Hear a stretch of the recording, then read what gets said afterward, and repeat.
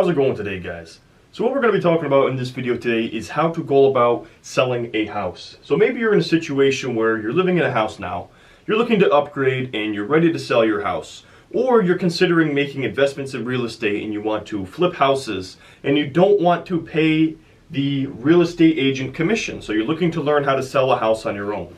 Well, what I'm going to go through here, guys, are basically the two options you have when selling a house. So the first option is to sell through a realtor. And when you're selling through a realtor, the selling and buying agent typically split a 7% commission on the house. And then the second option, which I'm thinking is going to be more interesting to most of us, is the for sale by owner method of selling a house. So when you sell through a real estate agent, what does a real estate agent actually do for you?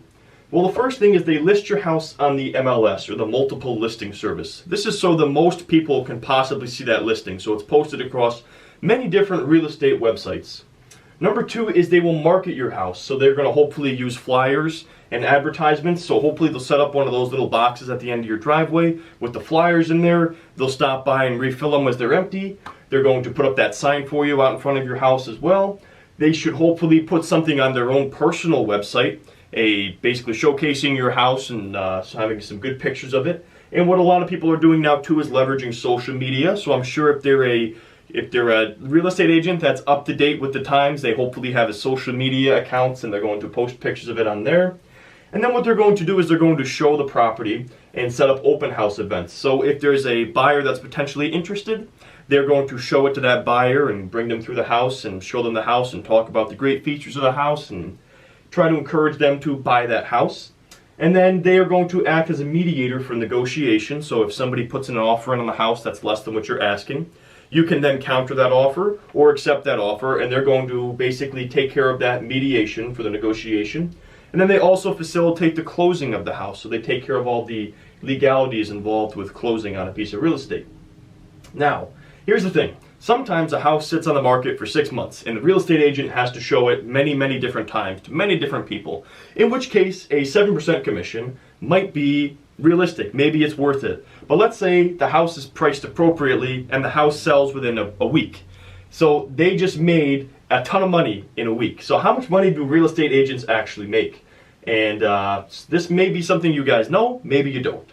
But if this is the first time you're realizing how much they actually make, maybe you're going to consider what your career is, and maybe you're going to change and decide to be a real estate agent, because there's some serious money to be made as a real estate agent. So let's say a house sells for $250,000. 7% commission on that is $17,500.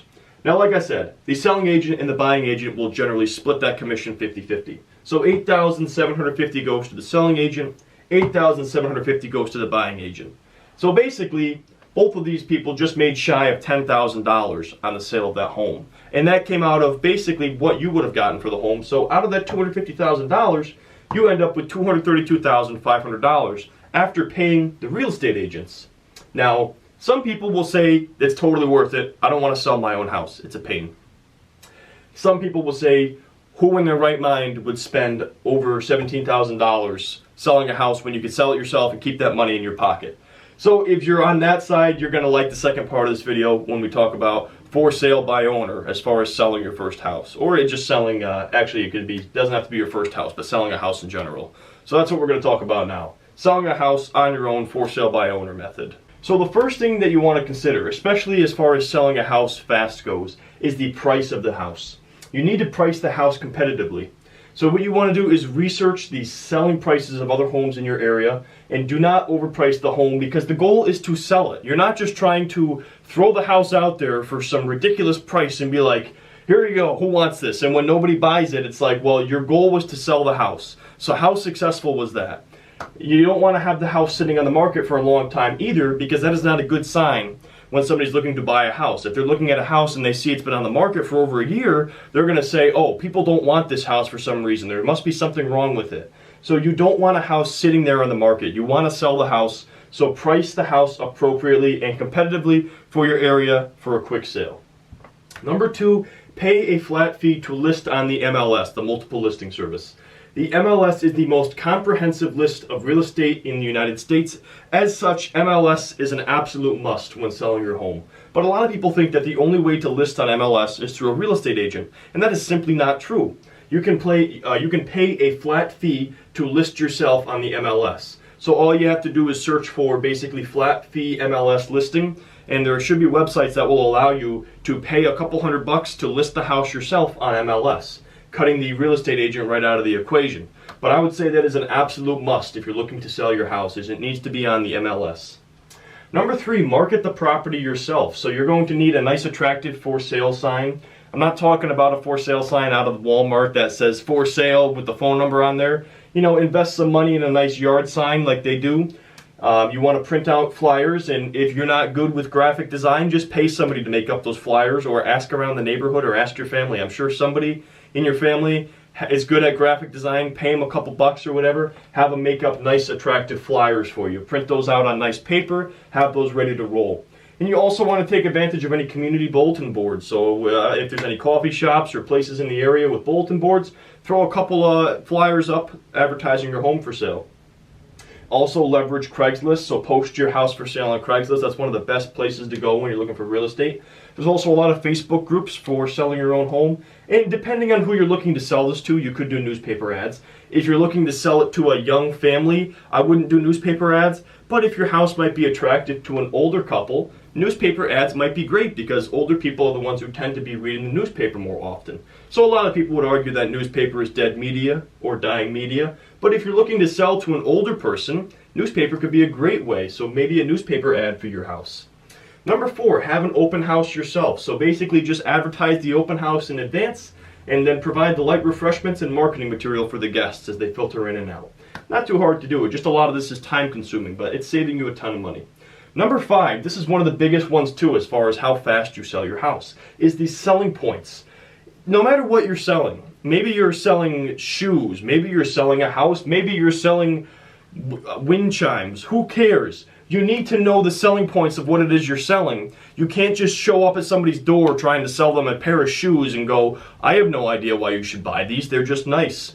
So why would you not know the selling points of your home before showing it to somebody? You're going to embarrass yourself if you just bring them through and you're like, well, so this is the house, here's the kitchen, we have a lot of appliances, and out back we have grass in the yard. You need to know what the selling points are of your home. So you need to familiarize with the selling points of your home and use other real estate listings as an example. So scour through a bunch of real estate listings, see the phrases that they're using in their actual advertisements, and just go through your house and figure out what the selling points are. What's the square footage of these rooms? How many bedrooms? How many bathrooms? Are those new appliances? Are they stainless steel? What's the appeal? Granite countertops? Whatever it is, know the features of your home and highlight those features when you're showing the home and when you're making any kind of advertising material. Number 6 is actually showing the house. Now, you want to prepare for this in advance, obviously, so you want to clean the house top to bottom. You don't want to be showing the house and being like, and over here you can see my pile of dirty laundry. That's not appealing to a buyer. So clean the house top to bottom. And then you can show the house yourself if you have the time and the availability. But what you could also do is just pay a real estate agent a one-time fee to show it for you. So they're not making any commission off the sale, but you're paying them for their time. So basically, if they're going to show the house for you, maybe they have a set rate for a one-time showing. So you just pay them to show the house. Number 7 is the negotiation. So here's how the negotiation procedure works. First of all, the contract is submitted to the seller from the buyer. Number 2, the seller accepts or revises the contract. And number 3, the contract is submitted to the buyer. Most states have a standard contract for real estate purchases. And you can also pay a real estate attorney a flat fee to review the contract or draft up the contract for you. So if you have no idea how to do this and you're not confident in your own ability to figure it out yourself, pay a real estate attorney a flat fee to do this for you. But there's a huge advantage here, guys, with handling your own negotiation, and that is this.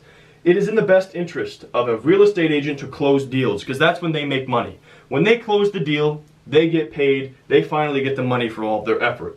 So when you negotiate yourself, you have the upper hand, because you never know. If you're working with a real estate agent that you don't know, or they're not very trustworthy, you never know. They could tell the potential buyer things you don't want them to know.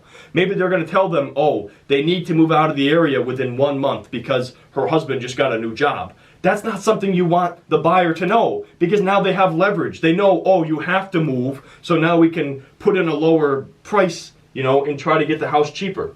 when you handle your own negotiations, they only know exactly what it is you tell them. So there's no option for the real estate agent to let them know something you don't want them to know in order to get that house moving faster and to close that deal.